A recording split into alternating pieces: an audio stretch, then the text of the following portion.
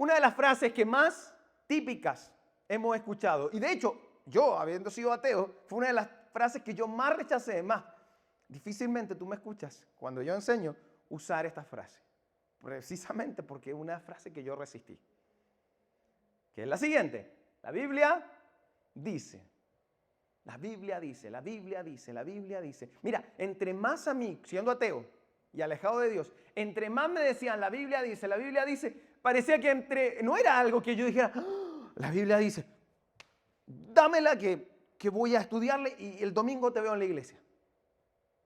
No, era todo lo contrario. Entre más bibliazos me daban, más me alejaba de la iglesia o de Dios. Parecía convertirse más en un muro que en algo que sea atractivo. Ahora, luego que yo conocí la Biblia y conocí lo grandioso que es, me doy cuenta que es maravilloso. Pero hay un error que cometemos. Y esto de lo que voy a hablar. ¿Por qué? Porque hay personas que esto no le cuadra. No cuadra a un número, a un gran número creciente de personas. No cuadra. La Biblia dice, la Biblia dice, la Biblia dice. Les voy a dar argumentos de eso. Pero no cuadra. Y segundo, y esto es lo más incómodo, no es el fundamento original de nuestra fe cristiana. ¿Qué? ¿Cómo me va a decir que la Biblia no es el fundamento de nuestra fe cristiana? No. Ten paciencia. Les voy a explicar. Los de adentro, tú y yo, los de adentro, la mayoría de nosotros que estamos acá, cuando queremos hablar a alguien acerca de Dios, porque está en nuestro corazón, ¿no? Constantemente hablar de ese Dios que creemos. Entonces, los de adentro, cuando hablamos de Dios y tratamos de convencer a alguien acerca de que se acerque a la fe o que cambie alguna conducta que tiene, va y usamos esta frase: Dios, o sea, la Biblia dice, la Biblia dice, la Biblia dice. Y usamos esa frase, la Biblia dice. Mira, yo te voy a mostrar cuán inútil es esa frase para personas que están alejadas de Dios. Cuando tú le dices la Biblia dice, es lo mismo que venga un musulmán, se acerque a ti y te diga, el Corán dice. ¿Cuán relevante para ti sería que venga un musulmán, tú creyente, seguidor de Jesús, y venga un musulmán y te diga, el Corán dice? Tú quizás dirías, está bueno que el Corán lo diga, pero no representa el Corán autoridad para mi vida espiritual, porque soy un seguidor de Jesús. ¿No es así? ¿Me equivoco? Pero así de inútil suena que yo agarre a bibliazo a una persona y le diga, la Biblia dice, la Biblia dice, la Biblia dice, cuando esa persona está completamente desconectada de Dios. Así suena.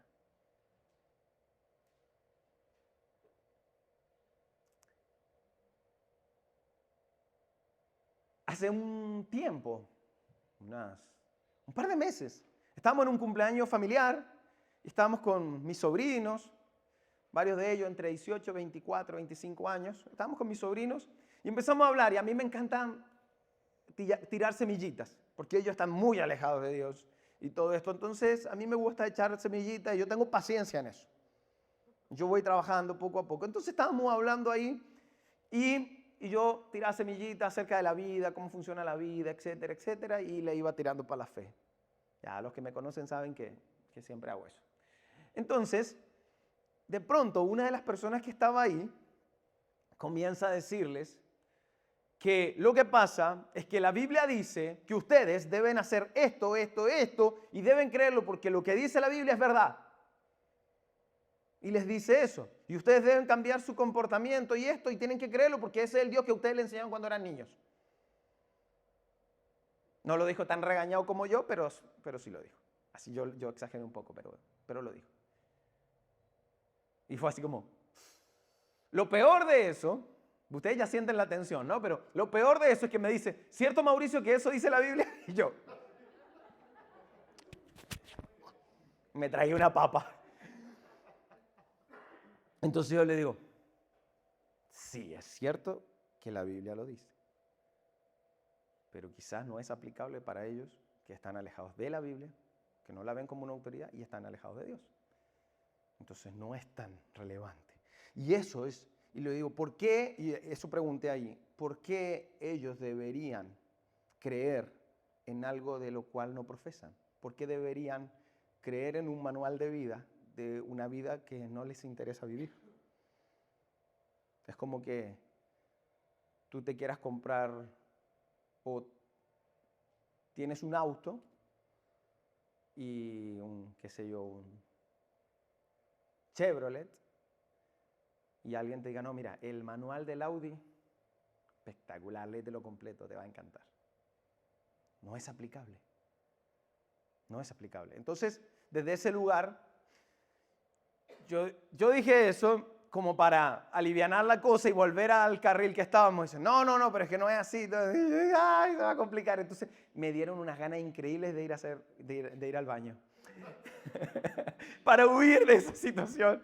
Porque dije, no, esto va a terminar una discusión aquí y acá y va precisamente a resistir más y rompe más o menos la semillita que queríamos dejar. Así que me dio como que los desviamos ahí y todo. Entonces, y se generó ese ambiente, pero eso es. Pero ocurrió algo increíble. Una de esas personas, una de mi sobrina, dijo, yo no tengo problemas con Dios, no sé si creo, dijo ella. No sé si creo, no tengo problemas con Dios, pero si algo no soporto, es que me empiecen a apuntar con la Biblia. Palo para todos. Entonces, fue fuerte. Entonces, volviendo al punto, y a las buenas noticias, pues voy a darle buenas noticias. Buena noticia para nosotros. No necesitamos apalancarnos de la Biblia para llevar a estas personas al mensaje de Jesús. Tú vas a decir, ¿pero cómo? No necesitamos apalancarnos de las Escrituras, mucho menos mal utilizar las Escrituras para llevarlo al mensaje de Jesús. Es más, tú lo haces cuando le quieres hablar a una persona no creyente.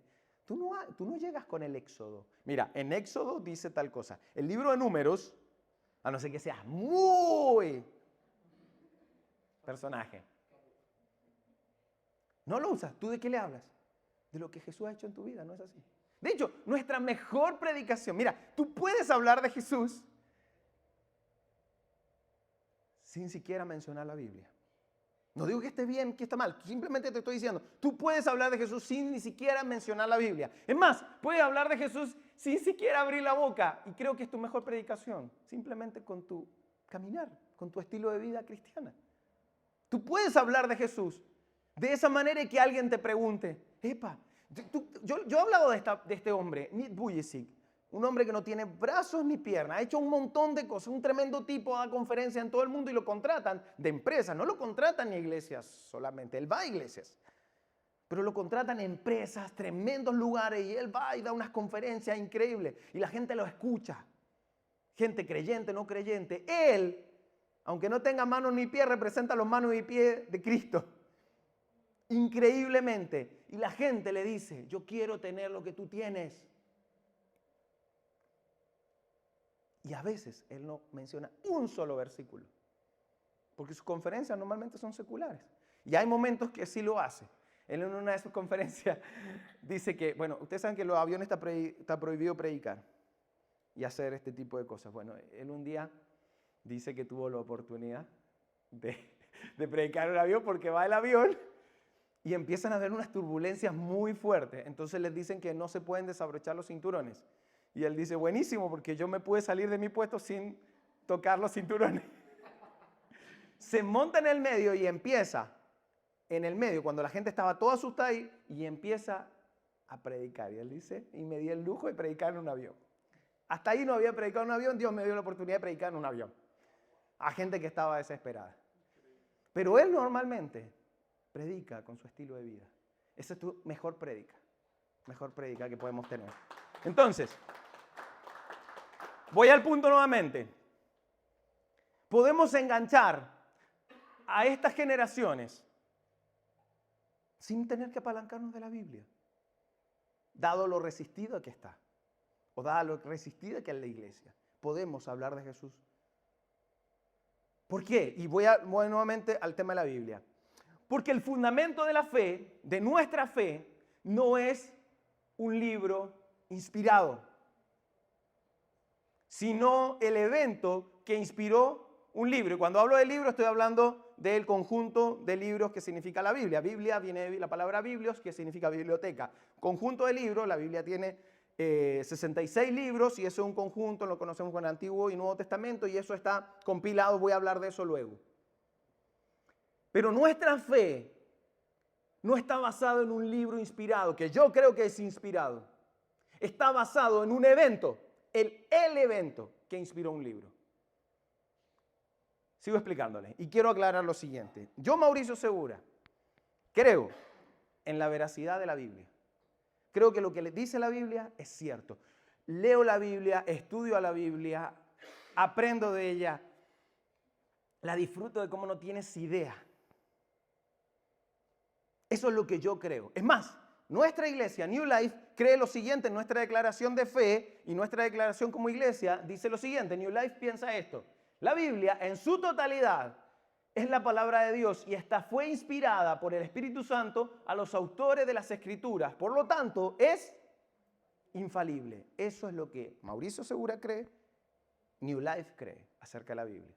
Así que sí creo en todo esto de la Biblia. Por supuesto que lo creo. Entonces, no quiero que se confunda aquí el asunto.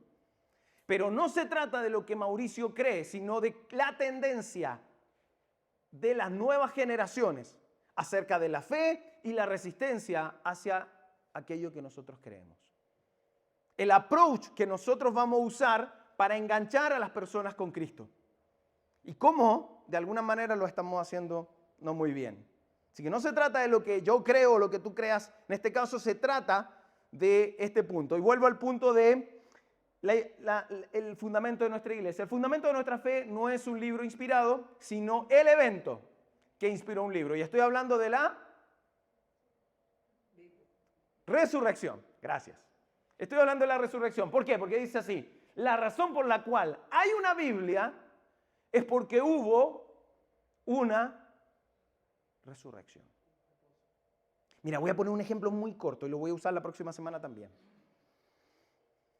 En el 2015 se hizo la Copa América aquí en Chile. Y esto es súper espiritual, ¿ya? Entonces, se hizo la Copa América aquí en Chile. Jugamos la Copa América. Gracias a Dios, yo fui testigo presencial de la Copa América. Presencial. Es más, estuve en todos los partidos de Chile. Los 6 partidos de Chile, yo estuve ahí en el mismo asiento porque me compré el boleto completo. Y en muy buena posición. Lo mejor que he hecho en mi vida. Entonces, y yo estaba ahí para ver la Copa América. Soy un fanático del fútbol y por supuesto de mi selección. Entonces yo estaba ahí viendo los partidos de Chile. Esa Copa América. Chile nunca había ganado la Copa América. Y nosotros ganamos la Copa América. Argentina, toma. Aunque a algunos les duele aquí. Y ganamos. Chile ganó la Copa América. Y está registrado que en el 2015, y esto va a quedar por la historia, en el 2015 Chile ganó la Copa América por primera vez. Ahora, tú puedes venir, te acercas acá y me puedes decir, como a ustedes les cambian las cosas en su país también, algunos venezolanos, entonces me puedes decir, no, bueno, fulanito escribió que la Copa América del 2015, estamos allá al 2022 y ponele que en el 2030 uno de ustedes diga, Copa América la ganó Venezuela. 2015 la ganó Venezuela.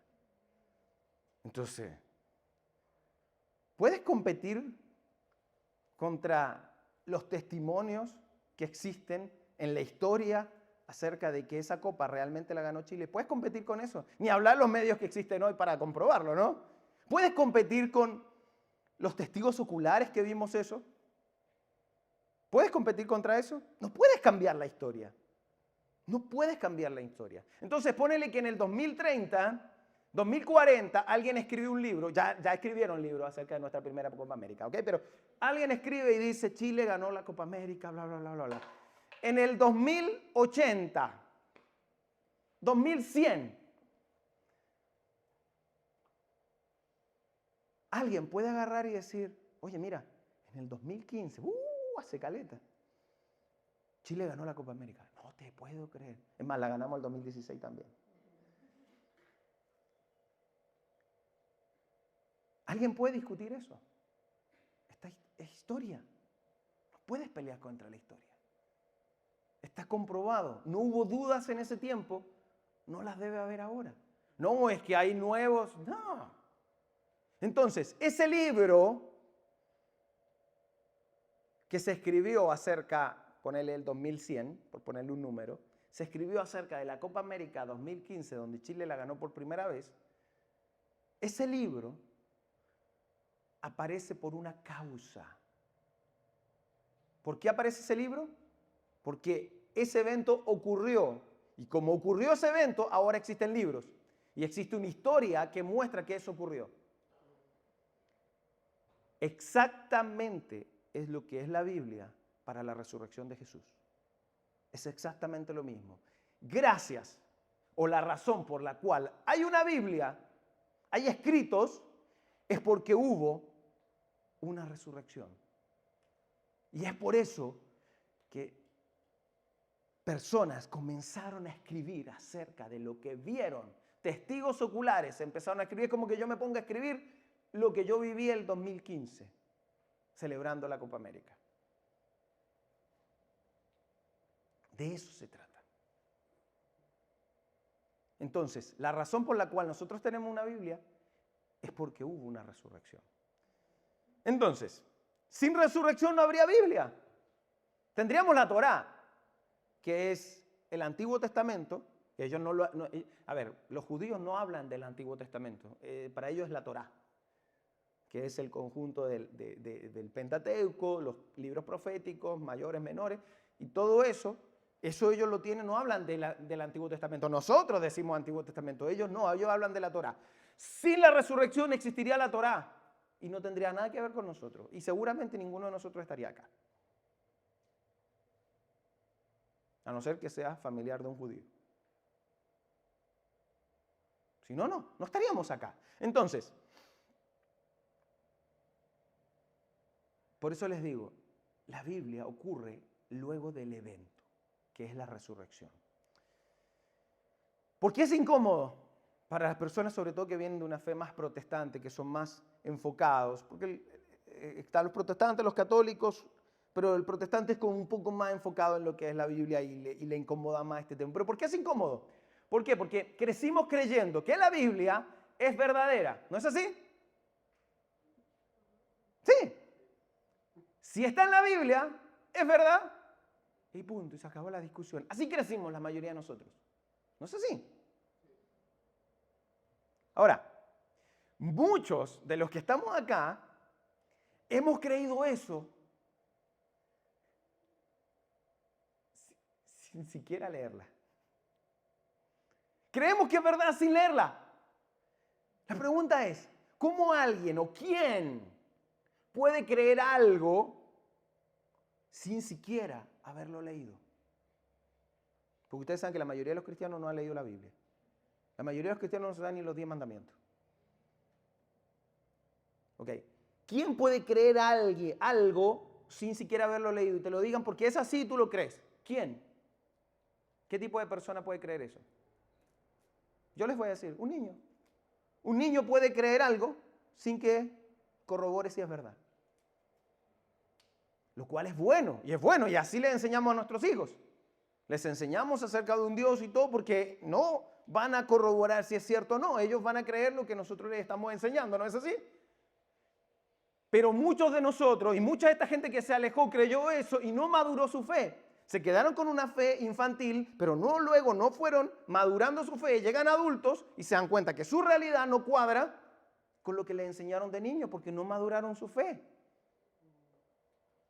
Y eso es lo que le pasa a muchas personas. Entonces, ese comportamiento infantil es lo que ha llegado a un punto de que comprueban y dicen, esto no cuadra con lo que yo creo, con lo que me enseñaron. Y por eso que aparecieron y hablábamos la semana anterior acerca de estos dioses, Dios guardaespaldas. No, si tú crees en Dios no te va a pasar nada. No, vamos, sí pasan cosas. Tienes un Dios que te va a acompañar en todo eso, pero te van a pasar cosas. Y así estos dioses que se han creado, que nos sirvieron en la creencia de niños, pero ya adultos nos sirvieron mucho. Eso es, así funciona. El segundo punto es, la segunda razón es que crecimos en un ambiente donde la predicación giraba excesivamente alrededor de la Biblia dice, la Biblia dice, la Biblia dice, y no lo puede cuestionar, porque la Biblia lo dice. Pero luego somos adultos y cuestionamos. Pero vamos, muchos de nosotros crecieron, yo no, porque yo fui ateo, por eso mismo. Entonces, pero muchos nunca cuestionaron esto porque no lo necesitan. Y yo lo encuentro fabuloso. A mí me encantan las personas que creen así, que nunca han puesto en duda su fe. Se la enseñaron de chiquitito y fueron madurando con ella. Y mira, a mí no, por eso que yo les decía, no me tienes que convencer acerca de Dios. Yo creo, por lo que he vivido, por lo que he leído, por lo que conozco, por lo que la Escritura me ha mostrado. Yo creo, no hay nadie que me cambie eso. Eso es fabuloso y yo admiro eso. Pero hay mucha gente como yo, que no me cuadra, y en el caso mío me alejé y fui por años ateos. Es más, me encantaba convencer a la gente de que estaban equivocadas acerca de su fe. Lo disfrutaba, mostrando cómo esta gente ignorante puede creer en un Dios que no existe. De verdad se los digo. Ya pedí perdón por eso. Hay mucha gente así. Y mucha gente. Y el cristianismo hoy ha sido personas como los que yo les comentaba la semana pasada, han enseñado en las universidades y en un montón de lugares que que tu fe o la fe infantil puede flaquear. Y esa es la idea, que no flaquee. Miren esto, si el cristianismo depende de lo comprobable de la Biblia, entonces, si parte de la Biblia no es comprobable, toda la Biblia no es confiable. El que es creyente le resbala esto. No me interesa. Pero las personas que están en el medio y quizás acercándose a un ateísmo 2.0, esto es cierto para ellos. Si parte de la Biblia, si nuestra fe, si el cristianismo depende de si lo que dice la Biblia es comprobable y si se puede demostrar que algo no es comprobable, entonces toda la Biblia pasa a ser desconfiable. Es como que nosotros armemos un castillo de naipes y le quitas un naipe y se acabó el castillo. Y para muchos la fe ha sido cimentada de esa manera. Tan débil que le quitas un naipe y se cayó el castillo. Porque hubo una cosa que se puede comprobar, y sobre todo por el Antiguo Testamento, no por el Nuevo, sino por el Antiguo Testamento. Sobre todo por eso. Les voy a mostrar por qué. Primero, estamos en algo que se llama la cultura de la cancelación. Más adelante yo voy a hacer una serie de esto. La cultura de la cancelación. ¿Cuál es la cultura de la cancelación? Mira, no importa todo lo bueno que tú has hecho. Una cosa mala que hagas y te cancelo. Esa es la cultura hoy día que anda por todo. Política, economía, en cualquier cosa. No importa todo lo bueno que tú has hecho. Esto pasa en la amistad.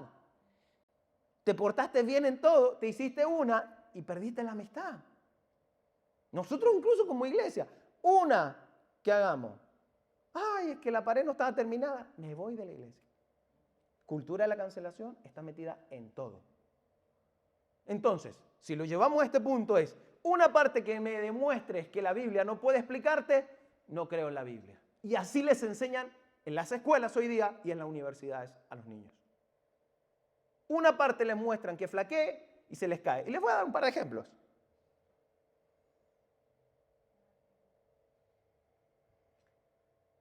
¿Cómo puedes comprobar que una persona puede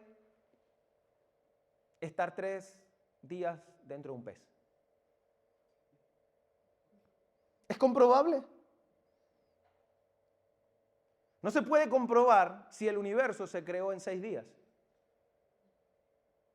No, son 7, no, el séptimo descansó, así que son 6. ¿Cómo comprobar? No hay nada que compruebe de que unas personas en un lugar llamado Jericó, gritaron y los muros se cayeron. No es comprobable, no lo podemos comprobar. Vamos, todo eso yo creo que sí existe y hay historia que demuestra que esas cosas ocurrieron. Pero vamos, si a tu hijo, tu sobrino, tu nieto, lo llevan a la universidad, tiene que saber toda esta historia. Por eso que sale un documental de Nat Geo, de Discovery Channel, de History Channel, y todo, y les rompe la fe. Les quitan un naipecito y se les cae el castillo de su fe. Por eso, madurez. ¿Cómo podemos comprobar que Matusalén vivió 969 años? ¿Cómo? Si hoy día las personas, con suerte, llegan a los 100. O que un montón de bestias salvajes pudieron estar 40 días en un barco, sin la tecnología que existe hoy. O que los libros históricos de Egipto no muestran que hubo un hombre que fue el segundo del faraón, llamado José, y que estuvo gobernando en Egipto. Eso no aparece. Y viene un profesor de una universidad y te dice, muéstrame eso los egipcios, no aparecen los relatos egipcios. Y una persona que no sabe, yo soy una persona preparada y tengo respuestas para muchas de estas cosas. Pero mucha gente no es así. Que va a tener que prepararlos de historia, hacer todos los documentales que existen de la historia bíblica para defenderse, para defender un punto de la Biblia. ¿Cómo lo hacemos? Es más, sí es comprobable, cambiaron los segmentos. Hay unos segmentos, en cuanto a la historia de Egipto, hay unos segmentos que si cambian el segmento, no los años. Recuerden que, yo les voy a mostrar una línea de tiempo recién, en un momento, pero recuerden que cada país, cada comunidad tenía los años que se le daba las ganas. El año 15 de tanto, el año 2000 de tanto, ellos tenían sus años. Luego la historia trató de compilar todos esos años, pero cada uno tenía sus años. Entonces, en las compilaciones de los años, a llevarlo a un solo calendario, que es el que nosotros tenemos, cambiaron los segmentos. Pero nosotros podemos revisar en la historia de Egipto que José sí existió. Y eso es maravilloso, la arqueología avanza mucho. Sin embargo, va a venir un tipo y le va a mostrar la historia de Egipto y le va a mostrar la Biblia y va a decir, tu Biblia miente. En tu Biblia sale un Dios genocida. En tu Biblia, y nuestros hijos, nietos y muchachos, personas, están expuestos todo el tiempo a esas cosas. Es más, los atacan por creer. Porque hay gente que está preparada para atacarlos con un puntito. Simplemente, Judas se suicidó porque se contradice. Se suicidó porque una parte dice que cayó y que está reventado en el suelo y otra cosa dice que se colgó. Ni su Biblia se pone de acuerdo. Así. Y eso es un naipe. Y si el cimiento de la fe no está sólido, se cae. Y muchas personas. Y esa es la razón por la cual esto explica por qué alguien comienza a tener dudas sobre la Biblia, pierde la fe y se aleja. Eso es lo que demuestra. Y terminan alejándose. Porque le ponen una duda acerca de la Biblia y terminan alejándose de la fe. Y eso no debe ser así. Hace un tiempo conversaba con un amigo y él me decía, mira Mau, yo creo que Dios no existe, Jesús no existe. Estábamos hablando de la existencia de Jesús. Yo creo que no existe. ¿Por qué? Me dice, porque ni siquiera pueden comprobar su cumpleaños. Ni siquiera sabemos que no fue el 25 de diciembre. Entonces no saben ni siquiera. O sea, alguien que no se sepa cuándo nació no existe. Y yo, ok. Y yo le digo, bueno, mi abuelo y mi abuela le celebramos 2 veces el cumpleaños al año, porque no sabemos cuándo nació. Mi abuelo tiene como 80 años, le dije, y no sabemos cuándo nació, porque no sabemos qué cumpleaños le celebramos, si cuando lo inscribieron o cuándo nació. O sea, mi abuelo hace 80 años no está claro. Imagínate hace 2000. Me dice, Bueno, tiene sentido. De hecho, a mi abuelita le celebramos 2 veces por año también yo. Ok, entonces hay cosas que se pueden responder y que son preguntas ridículas. Pero hay gente que le tambalea su fe por cosas como estas.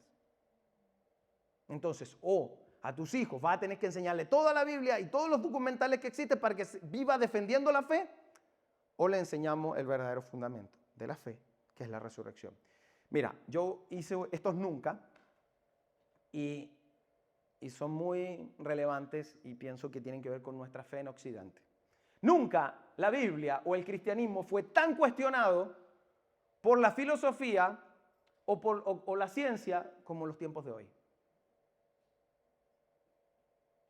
Nunca, en Occidente, nunca fue tan cuestionado. Lo cual es bueno, pero ha sido también complicado. Es bueno que lo cuestionen para que afirmemos la fe, para que maduremos la fe. Es bueno que tú te hagas preguntas. Nunca el cristianismo pareció tener tan poca influencia en la sociedad como hoy. Piensen. Miren todo lo que está ocurriendo en este tiempo. Antes siempre había un pastor, un curita que le preguntaban acerca de las cosas que estaban pasando en el país. ¿Cuántos curitas o pastores han visto hoy día que les piden su opinión? Nada, no hay influencia. Aquí en Chile por lo menos no hay. Nunca los cristianos fueron tan flojos como los de hoy. Por eso algunos le dicen los cristianos de cristal. Nunca los cristianos fueron tan fáciles de ofender como hoy. ¡Ay, se ofenden por todo! ¿Cuántos ofendieron a Jesús? Y ahí estaba, paradito. Y nosotros nos dicen cualquier cosa. Nunca la iglesia se comportó de esta manera como se está comportando en estos tiempos. Así que sí, somos muy responsables de cómo vamos a hacer las cosas juntos. Para las siguientes generaciones. Para los jóvenes de hoy que se han alejado, para los adultos que se han alejado y para los que vienen. Porque viene con más fuerza esto del ateísmo 2.0. Con mucha más fuerza. Si nosotros no estamos preparados, vamos. Esto va a ser una tendencia. Es más, la tendencia dice que la religión más importante de aquí a 20 años más va a ser la religión musulmana, ya no la cristiana. Así que bueno, el cristianismo, la Biblia no creó el cristianismo es la razón por la cual existe la Biblia. ¿Bien? Y les voy a mostrar esto con una línea de tiempo, voy a tratar de pasar un poquito más rápido con la línea de tiempo. ¿Está bueno? ¿La pongo acá? Ya. Vamos a hacer para acá. La línea de tiempo, mira, el año 0, que se supone que el año que nació Jesús, en realidad nació en el -3. ¿Ok? Jesús nació en el año 3 antes de Cristo, por estos segmentos que yo le hablaba. Entonces, por eso dice, pero Jesús no fue la crucifixión en el 33, no, fue 3 años antes. ¿Ok? Entonces, año 30 fue la crucifixión, resurrección y comienza el movimiento de la iglesia, por ahí por el año 30. Luego viene lo que nosotros, ahí empieza el cristianismo y empieza a tomar fuerza el cristianismo. Entonces pasó de un grupo de personas, pasó a un número aproximado de 40.000 personas que comenzaron a ir, se llamaba el camino, y empezaron a andar en ese camino, 40.000 personas. Esto creció, o sea, pasó a 6.000 y luego a 40.000 personas. Y esto fue interesante, pero luego yo pongo el año 70. Y el año 70 es interesante porque ahí dice que es la destrucción del templo, la segunda destrucción del templo judío. Bien, en ese año Tito, un general, destruye el templo. Influenciado por su padre, empiezan a perseguir al cristianismo, empiezan a matar personas y Tito destruye el templo. Año 70. ¿Por qué marco esa fecha? En el año 70, si ustedes revisan el Nuevo Testamento, nada dice que hubo una destrucción del templo. Y uno dice, pero si un evento tan importante como la destrucción del templo judío por manos de Roma y no aparece en las Escrituras, no aparece en el Nuevo Testamento, ¿por qué? Y esto es muy interesante. ¿Por qué? Porque lo que ustedes han visto escrito está antes de ese evento. Y eso muestra que ellos escribieron muy cerca de los hechos ocurridos. En otras palabras, los que escribieron el Nuevo Testamento son testigos oculares. No es que alguien después de 300 años se puso a escribir algo que ocurrió. Los que escribieron el Nuevo Testamento son testigos oculares. Entonces, ¿por qué no escribieron lo del 70? Porque el Nuevo Testamento se escribió entre el año 49 hasta más o menos el 86, que fue lo último. Entonces, durante gran parte de lo que se escribió en el Nuevo Testamento fue antes de la destrucción del templo. Por eso no aparece. Si hubiese sido después, sí aparecería. Y esto muestra, quienes escribieron fueron testigos oculares. Y esto es muy interesante porque le da mucha fuerza al cristianismo. Son gente que vio lo que ocurrió y lo escribió. No personas que, por ahí a alguien se le ocurrió contar una historia acerca de Jesús. No fue así. Escribieron lo que vieron. Y esto es muy interesante. Y escribieron, interesante, porque si hubiese sido después, hubiesen puesto, porque Jesús predijo la destrucción del templo y ocurrió tal cual como fue. Jesús dijo, mira, esto se va a destruir y no va a quedar piedra sobre piedra. Y luego mandaron, cuando destruyeron el templo, cuando Tito destruyó el templo, ellos dijeron no quede nada sobre otra cosa y tomaron las rocas y las ponían acantiladas. No hubo piedra sobre piedra. O sea que la profecía de Jesús de que en el año 70, o sea que se iba a destruir el templo se cumplió exactamente. Entonces, por eso, si no sale escrito es porque los testigos oculares escribieron antes que eso ocurra. Todo lo que nosotros conocemos de Jesús fue escrito por las personas que vieron los eventos. En otras palabras, que estuvieron en el estadio viendo a Chile ganar la Copa América. Testigos oculares, eso es irrefutable. Bien, fíjate con los detalles que se escribió. Lucas, que era un médico y un investigador, escribe con un lujo de detalles increíble. Miren, les puse este versículo para que lo vean. Dice, era el año 15, y todo lo que es amarillo es que, mira los detalles. Era el año 15 del reinado de Tiberio, el emperador de Roma. Poncio Pilato era el gobernador de Judea. Herodes Antipas gobernaba Galilea y su hermano Felipe de Antipas gobernaba Iturea y Traconite. Lisanias gobernaba a Bilinia. Anás y Caifás eran los sumos sacerdotes. Mira el lujo de detalle, todo eso es comprobable.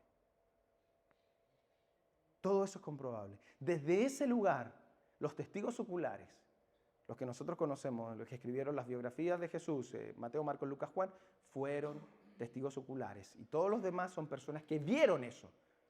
Vieron eso. Y esto es muy interesante. Luego, volvamos a la línea de tiempo. Año 312. El emperador Constantino se da cuenta que el cristianismo crece y pasaron, ¿se acuerdan? De 6.000 personas, 40.000 personas. En ese trazado, hasta el 312, eran más de 6 millones de seguidores de Jesús. Sumados al camino, ya en ese tiempo se le llamaba el cristianismo. 6 millones. Esto empezó a crecer tanto que Constantino tuvo que declarar, hasta la esposa, algunos historiadores dicen que hasta la esposa se convirtió al cristianismo y era seguidora de Jesús. Y tuvo que declarar la religión oficial del Imperio Romano, la cristiana. Esto es fabuloso. Esto es fabuloso. De hecho, tú vas al al Coliseo, y en el lugar donde se ponía el emperador y hacía así o así para que mataran, devoraran o quemaran a los cristianos, en ese lugar donde se ponía el emperador hoy día, ¿saben qué hay? Una cruz. Esa es la relevancia del cristianismo. Y les voy a mostrar un par de cosas más. Luego, esos seguidores pasaron, como les decía, 6 millones. La iglesia exponencialmente creció como nunca en todos los años. Y vuelve a ser incómodo, sin una Biblia. El mensaje simplemente era, como pareció el mensaje de Pedro, el primer discurso de Pedro. Ustedes lo mataron, arrepiéntanse, pidan perdón. Dios mandó a su Hijo para que los conociera. Crean en Jesús, sigan el camino. Crean en Jesús, sigan el camino. Ese fue el mensaje. Mira lo que Jesús hizo en mi vida, vente para nosotros. Además, eran refugios porque los perseguían para matarlos, así que habían refugios cristianos. Porque hasta ahí el cristianismo era ilegal. Todo esto ocurrió en esos tiempos. La iglesia nunca ha crecido exponencialmente más que en esos tiempos. Y no había Biblia. Habían escritos por ahí guardados. Pero mira, año 350, hacen dos códex, el Sinaiticus y el Vaticanus, que son los códex que tomaron los textos del Antiguo Testamento, que era toda la Torá, toda la parte del Pentateuco, los libros proféticos, los toman, los guardan y los ponen junto con los libros del Nuevo Testamento, que eran las cartas de Pablo, las cartas de los evangelios, los juntan y ahí comienzan a hacer un compilado que duró aproximadamente unos 38 años y en el año 388 aparece lo que nosotros conocemos hoy como la Biblia. Todo ese tiempo para atrás el cristianismo creció sin necesitar la Biblia. Vuelve a ser incómodo, ¿cierto? Pero esa era la realidad. Por eso que les digo, tu mejor prédica es tu propio testimonio. No necesitas apalancarte de la Biblia para hablar de Jesús, porque hoy día, lamentablemente, la Biblia choca en las personas que no conocen a Jesús. Pero luego que conocen a Jesús, la Biblia se vuelve increíblemente atractiva. Es más, la idea de juntar el Antiguo Testamento con el Nuevo Testamento en una sola Biblia fue, bueno, Tyndale fue uno que lo asesinaron por hacer eso, pero una de esas personas se le ocurrió hacer eso porque decía, mira, los griegos, la gente que no era judía, cuando se dieron cuenta que Jesús hizo todo eso, pero que ese plan de la redención para sus propias vidas, sin haber ellos sido judíos, cuando ellos ven todo esto, Jesús, y lo voy a hablar la próxima semana, cuando ellos ven todo eso, dicen, qué fabuloso, y empezaron a interesarse por las escrituras judías. ¿Por qué? Porque se dieron cuenta que Dios preparó todo eso para que ocurra. Entonces a ellos les interesó conocer qué decían las escrituras judías y por eso pusieron lo que nosotros ya conocemos, Antiguo y Nuevo Testamento. Antes, mira esto, y esto es muy interesante, antes que el Antiguo Testamento y el Nuevo Testamento fueran combinados bajo el nombre de la Biblia, el cristianismo ya había reemplazado el panteón romano, el panteón de los bárbaros y la mayoría de los dioses egipcios. Ya el cristianismo había tomado todo ese lugar. El cristianismo era la religión oficial del Imperio Romano. O sea, antes de que ocurriera lo que nosotros conocemos en la Biblia, ya el cristianismo había avanzado de una manera increíble. Incluso el Imperio Romano. El Imperio Romano duró 1600 años y el cristianismo sigue en pie.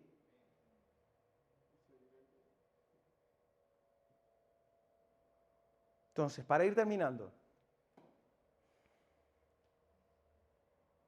a nuestros hijos, a nuestros jóvenes, a nuestros amigos, van a haber un montón de argumentos que van a tratar de, como les contaba, de moverle una piecita del naipe para que se les caiga el castillo.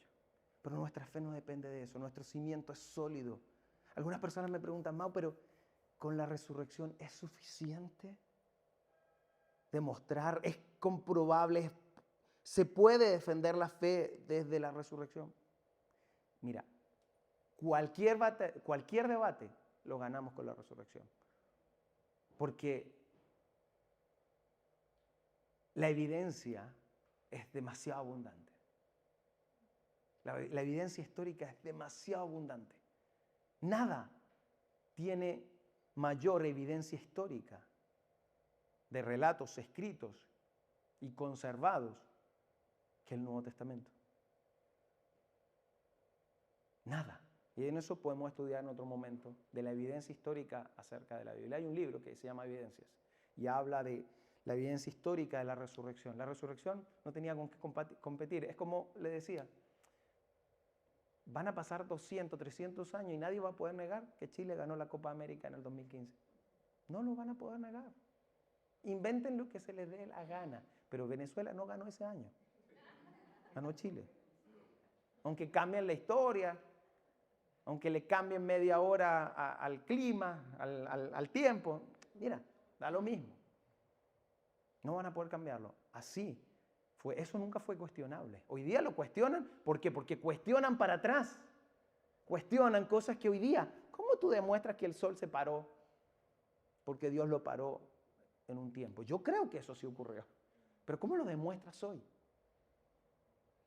Y eso es lo que hoy día le enseñan a los muchachos y todo. Entonces, y hay gente experta para eso. Y yo les hablaba y vamos a inventar un debate imaginario entre 4 personajes que son los jinetes del apocalipsis, se hacen llamar así, yo le hablé la semana pasada de ellos, que son Dawkins, Harris, Dennett y Hitchens. Son 4 tipos, a mí me encanta leerlos, no me da miedo leerlos tampoco. Me encanta leerlos, me encanta ver qué piensan otras personas. Me encanta leerlos. Te recomiendo que lo hagas. Obviamente, ten algo con que afirmar tu fe. Y estos tipos debaten. Entonces hay un debate imaginario entre ellos 4. Richard Dawkins, uno de ellos, que es el ateo más grande, hasta que Colin le pegó una y quedó como agnóstico, pero bueno. Y están ellos, y imaginariamente el debate es con otras 2 personas. Un hombre llamado Pedro y otro hombre llamado Pablo. Así que por eso es imaginario el debate. Entonces está el apóstol Pedro y el apóstol Pablo debatiendo con ellos. Y ellos les empiezan a explicar cómo fue la historia, cómo ocurrió, que el Big Bang, que esto otro, y así ocurrió, y esto. Y ellos empiezan a dar argumentos de la no existencia o la sí existencia, etcétera. Cómo se creó el universo, todo, bla, bla, bla, bla, bla. Y el por qué ellos creen que Jesús no existió, o la resurrección no ocurrió y todo esto, ¿no? Y le dan todos sus argumentos. Y está Pedro y lo mira. Oye, me parece, mira, yo soy pescador. A mí me parece muy interesante toda esa investigación, que ustedes son muy inteligentes. Pero mi fe no está basada en lo que ustedes han investigado. Mi creencia en Jesús no está basada en eso. El haber dado mi vida creyendo en Jesús, morí crucificado porque no soy digno. Y al revés, no soy digno de morir como mi Señor. Yo no lo seguí a Jesús por eso. Es más, yo lo vi, yo fui su amigo. Yo caminé con él. Yo vi cuando lo arrestaron. Traté de impedirlo. Luego lo negué. Luego lo mataron. Me asusté tanto que me escapé y me arranqué. Sinceramente no creía que él iba a resucitar. Pero a los 3 días yo estaba desayunando con él en la playa. Tú puedes decirme el argumento que se te dé la gana. Y puede que tengas mucha razón en todos tus argumentos. Pero no va a quitar eso de aquello que yo vi. Y ese fue Pedro. Entonces, al lado está Pablo. Le dice, no, yo sí lo entiendo bastante a ustedes. Yo soy un estudioso como ustedes. Es más, yo perseguí este movimiento antes que ustedes. Yo fui más allá. Yo mandé a matar gente. Yo mandé a destruir este movimiento de Jesús. Yo disfruté morir a Esteban, una de las primeras personas que murió, y lo disfruté. Así que yo fui más allá que ustedes. Pero un día tuve un encuentro con él. Y en vez de perseguir iglesias, me puse a abrir iglesias y di mi vida creyendo en eso. Así que no importa lo que ustedes puedan decir, argumentar, incluso muchas cosas muy válidas. Pero lo que yo vi, lo que yo presencié, es lo que marca la diferencia. Entonces, cristianos, nosotros no creemos en Dios porque está escrito en la Biblia. Nosotros creemos en Dios porque testigos oculares afirmaron haber visto a Jesús resucitado. Y eso no han podido darlo vuelta en toda la historia. Y en 2000 años de la iglesia, eso sigue siendo cierto. Hoy día tengo la oportunidad de conocer a ese Dios por medio de la Biblia. Y me doy cuenta que es maravilloso. Y es maravilloso estudiar la Biblia. Pero mi fundamento está basado por algo que nadie pudo refutar, que es la resurrección de Jesús.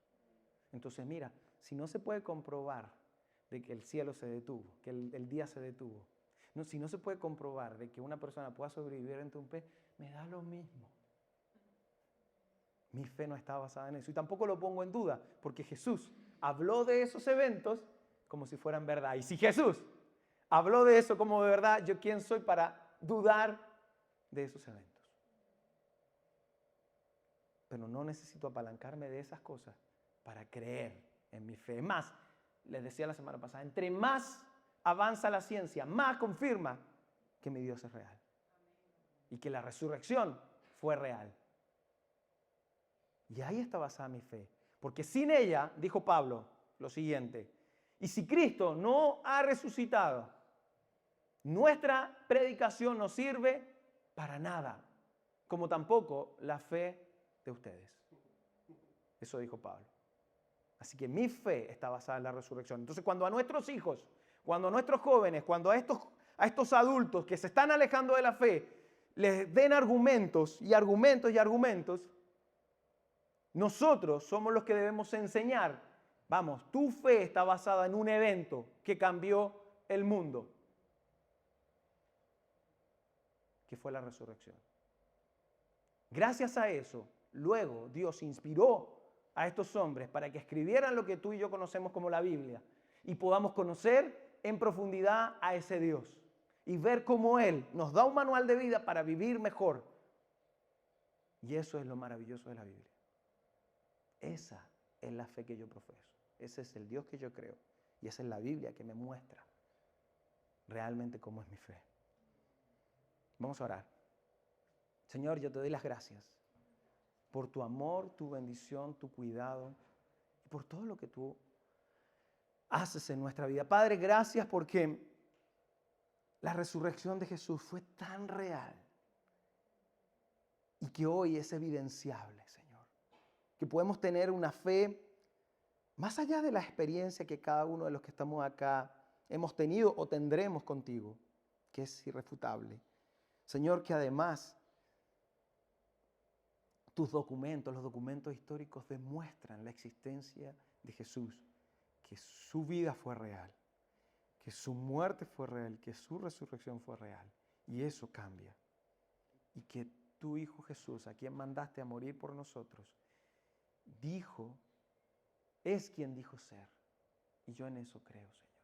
Mi fe está basada en ese Jesús. Y Jesús era irresistible. Y podemos enseñarle a las siguientes generaciones que Jesús es real. Que más allá de los argumentos que la gente tenga y que los podemos defender, pero nuestra fe es real. Y es evidenciable. Señor, gracias. Gracias por cada uno de los que estamos acá, principalmente por aquellos que ya llevan tiempo, Señor, en la iglesia, que ya creen en ti, no hay nada como verlos diferentemente. Yo sí te pido, Dios, que pongas en sus corazones una atención especial por aquellos que no te conocen, Señor. Que entiendan que el enfoque es por aquellas personas que no te conocen, Señor. Gracias, Dios, en el nombre de tu Hijo Jesús.